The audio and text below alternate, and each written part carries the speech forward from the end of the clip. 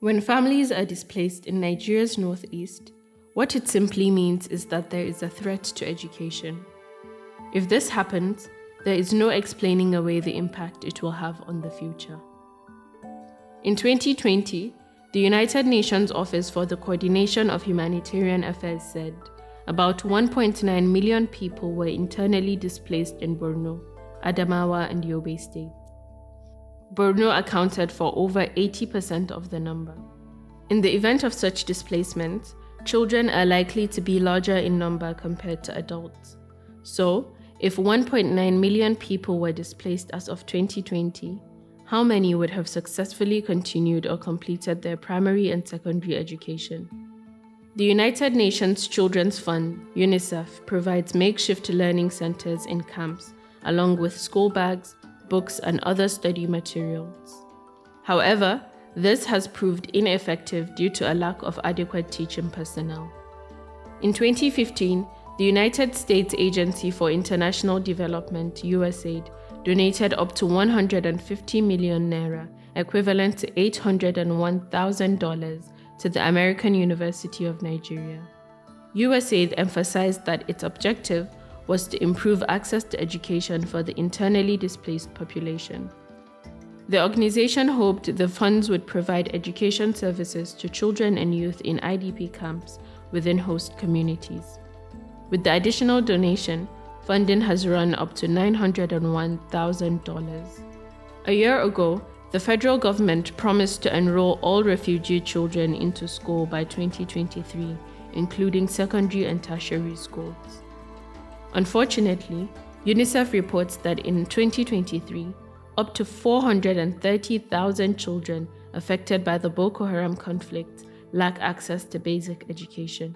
Another 167,000 of them face the same condition in Yobe State, and 56% of displaced children across the Northeast still do not attend school.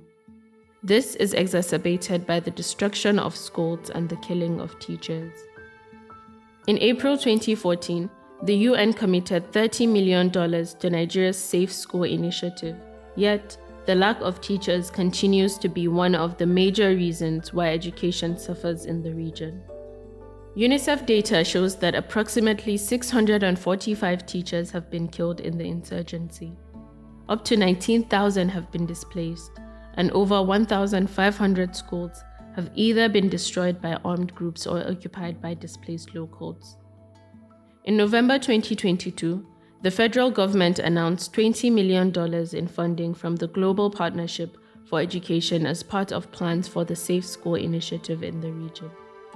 Earlier that year, a group of 8 organizations in the Northeast rounded up a 3-year European Union-funded education program for about 13,800 out-of-school children in Borno State.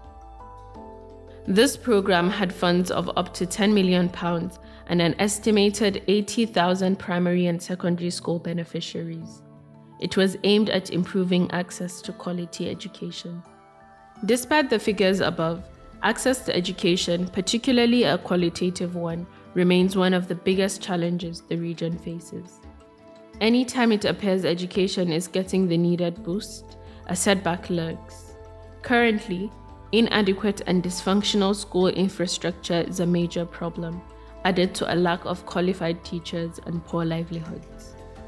As parents struggle to make ends meet, they are forced to choose between putting food on the table and enrolling their children in school.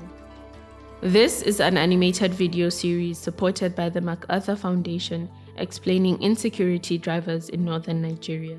We're breaking down major indicators of violent conflict and covering the communities most impacted by it.